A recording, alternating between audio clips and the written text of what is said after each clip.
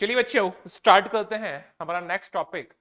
Charge induced on dielectric between the plates of capacitor.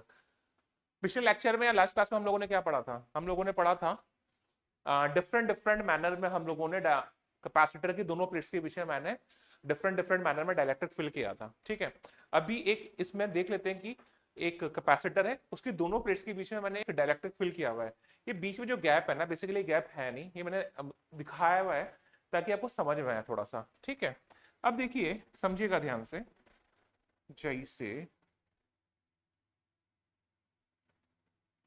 ये है ना? ठीक है, ये डाइलेक्ट्रिक स्लैब मैंने फिल कर दी है, ये डाइलेक्ट्रिक स्लैब मैंने फिल कर दी है। ये प्लेट्स हैं, प्लेट्स पे मैंने बोला प्लेट्स पे जो सरफेस चार्ज डेंसिटी है वो है सिग्मा पी। प्लेट्स पे सरफेस चार्ज डेंसिटी कितनी है? Sigma P. ध्यान से समझिएगा, यानी ये पक्की बात है, इस प्लेट पे ये सारा का सारा यहाँ पे प्लस होगा, पक्की बात है। यहाँ पे ये सारा का सारा माइनस होगा, ये पक्की बात है, हम लोग पहले समझ चुके हैं, जान चुके हैं। ठीक है, अब चार्ज का इंडक्शन होगा, पॉजिटिव क्या करेगा? नेगेटिव को अट्रैक्ट करेगा, नेगेटिव क्या करेगा? पॉजिटिव को अट्रैक्ट करेगा, चार्ज का इंडक्शन होगा। तो मैंने बोला साहब यहां पर इधर की तरफ माइनस माइनस इस टाइप से इस स्पेस पे माइनस चार्ज इंड्यूस हो गया, डाइलेक्ट्रिक के अंदर बात कर रहा हूं मैं। और इस स्पेस पे यहां पे सपोज प्लस चार्ज इंड्यूस हो गया। आगे बात समझ में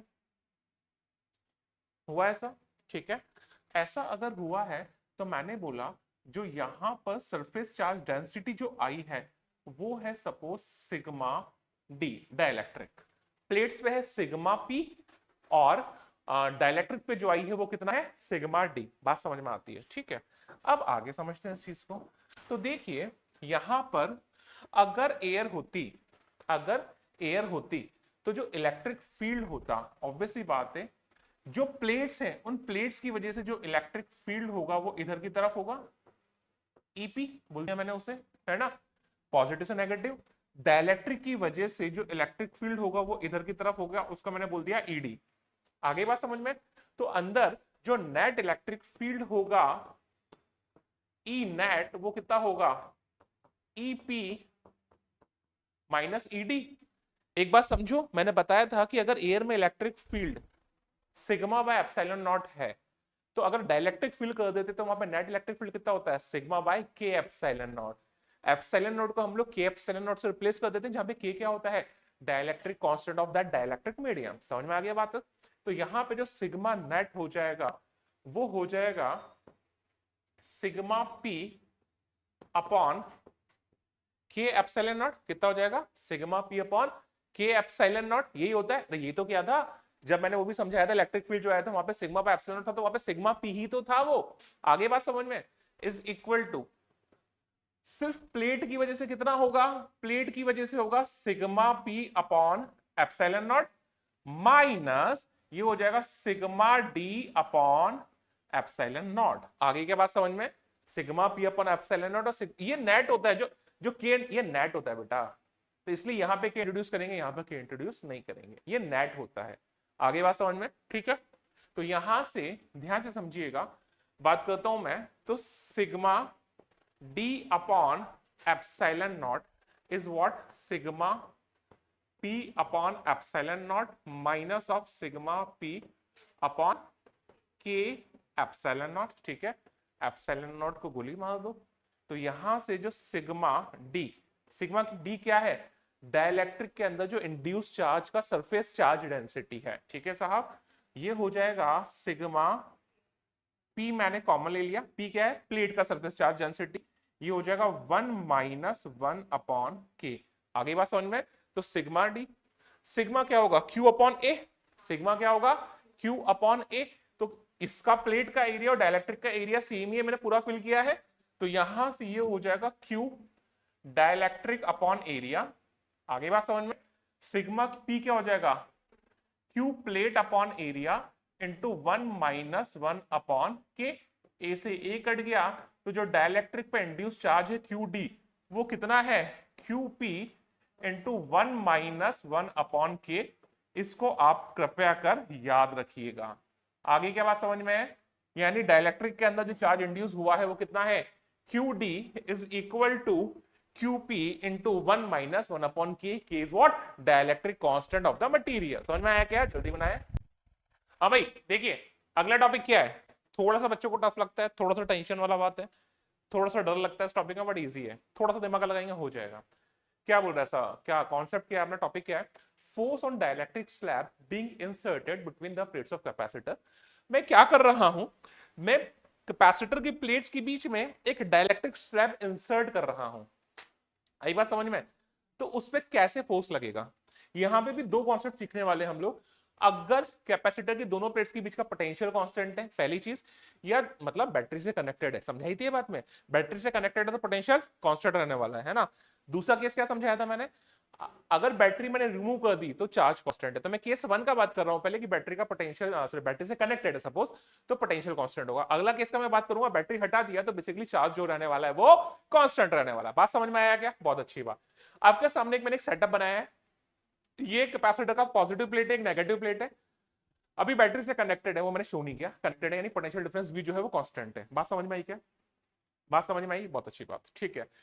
दोनों प्लेट्स के बीच का डिस्टेंस d है, ये प्लेट का लेंथ l है और ये जो विड्थ है वो b है। समझ में आया ना? यानी ये अगर प्लेट ऐसी है तो ये तो l हो गया और ये कितना हो गया? b हो गया, यानी पूरा एरिया कितना हो जाएगा?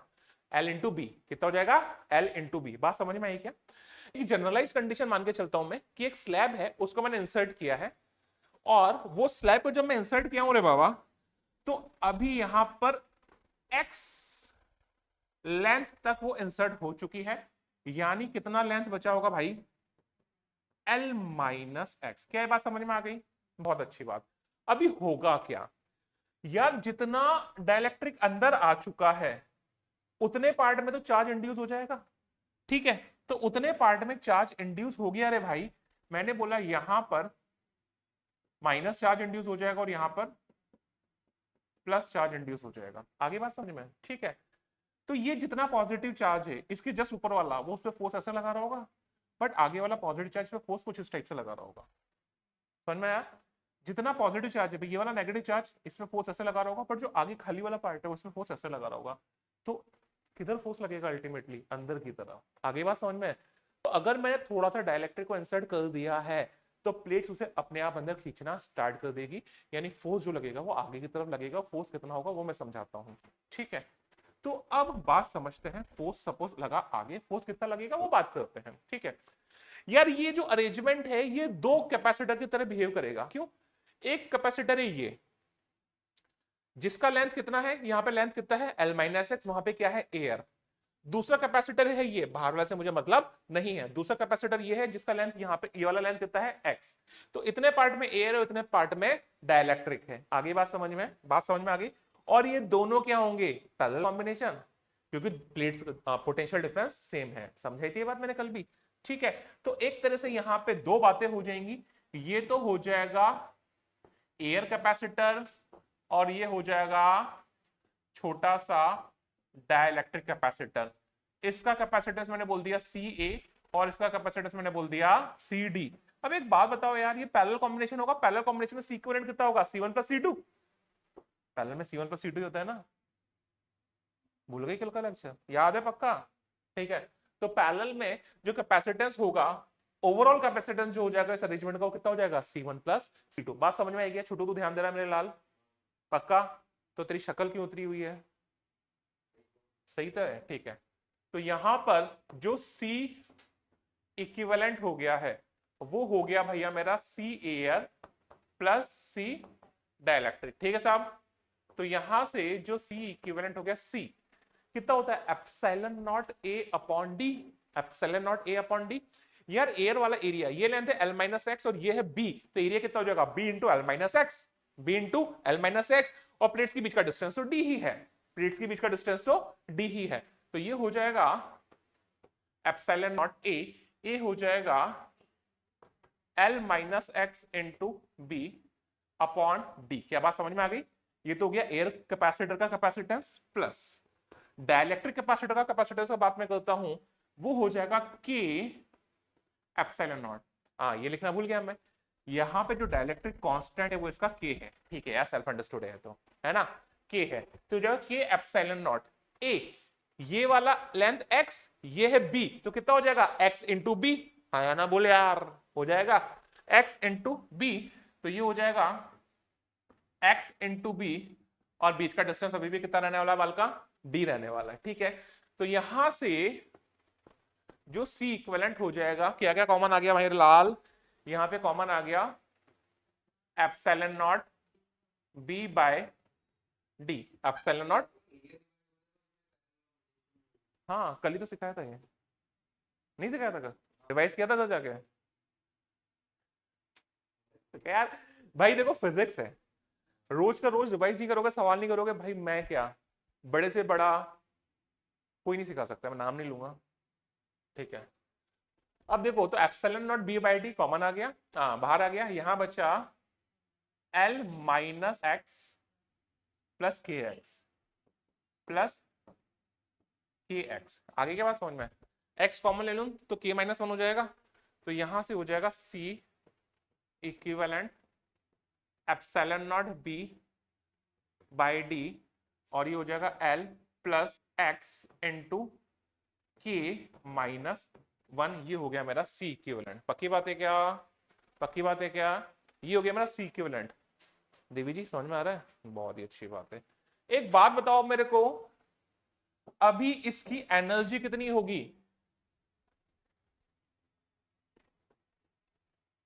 याद करो, potential energy, potential energy U जो हो जाएगा वो हो जाएगा half of C equivalent to V square, potential energy कितना हो जाएगा, half of C V square. पक्की बात है, पक्की बात है। अब यार सी इक्विवेलेंट यहां तक तो सेम ही है, यहां तक तो सेम ही है, ठीक है, यहां तक तो सेम ही है, तो इतना मैं बार बार क्यों करूंगा, एक कॉपी बना के रख देता हूं इसकी, है ना, बहुत अच्छी बात, कितना बढ़िया आदमी हूं मैं, ठीक है।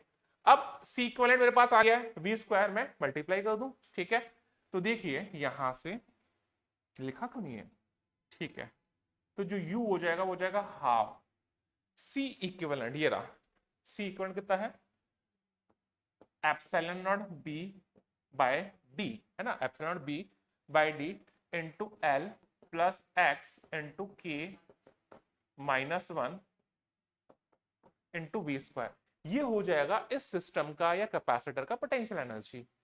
एक रिलेशन याद है क्या, एक रिलेशन याद है क्या, मेरे को तो याद है, F is equal to minus of D U by D X, याद है क्या, F is equal to minus of D U by D X, force आ जाएगा, तो यहां से जो फोर्स आ जाएगा वो हो जाएगा माइनस, माइनस में साइन नहीं लगेगा, ले लो, लेना है तो डायरेक्शन आपको समझ में आ रही है कि अंदर की तरफ है, ठीक है, तो ये हो जाएगा D U by D X, तो ये आपका पोटेंशियल एनर्जी आ गया है, यहाँ पे हाफ कांस्टेंट है मेरे लाल, एप्सिलॉन नॉट बी कांस्टेंट है, वी स्क्वायर कांस्टेंट है, डी कांस्टेंट है ना भाई, सभी सब तो कांस्टेंट है, हाँ अंदर वाले का डिफरेंशिएशन कर दूं, एल का डिफरेंशिएशन कितना हो जाएगा, कांस्टेंट था 0 प्लस के माइनस वन, और x का डिफरेंशिएशन हो जाएगा कितना 1, क्या सही किया मैंने, तो यहां से जो फोर्स आ गया वो हो गया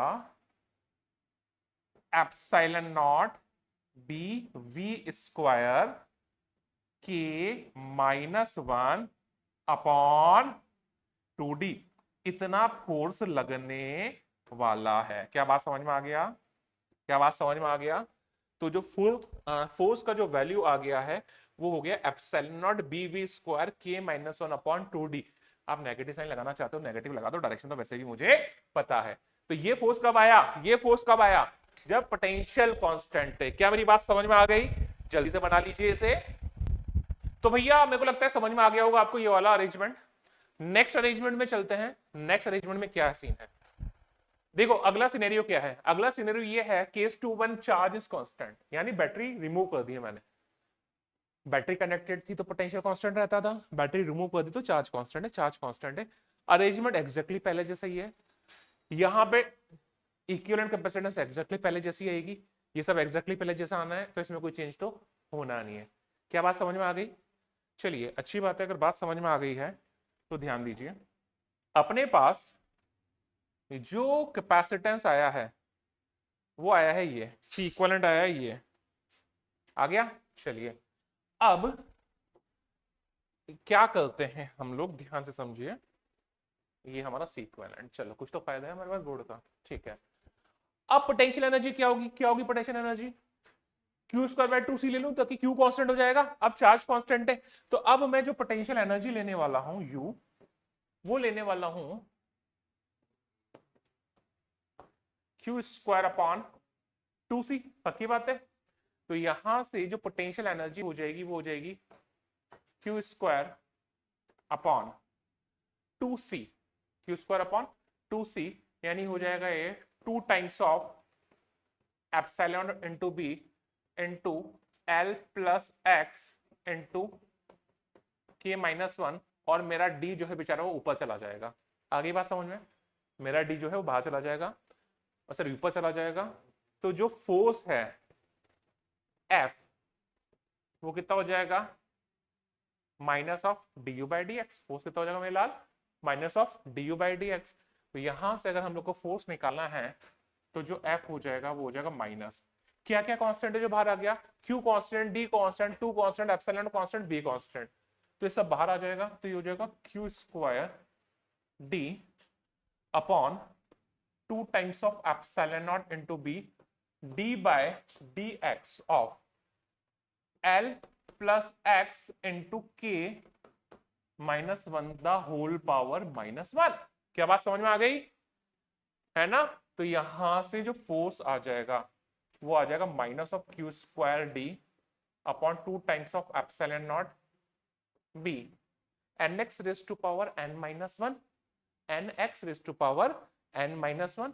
तो इस वाले का हो जाएगा N x raise to power N minus one, तो माइनस आया बाहर, ये हो जाएगा L plus x into K minus one का power minus two multiplied by chain rule. L का डिफरेंशिएशन कितना हो जाएगा, जीरो, के माइनस वन आ गया बाहर और एक्स का डिफरेंशिएशन हो जाएगा वन।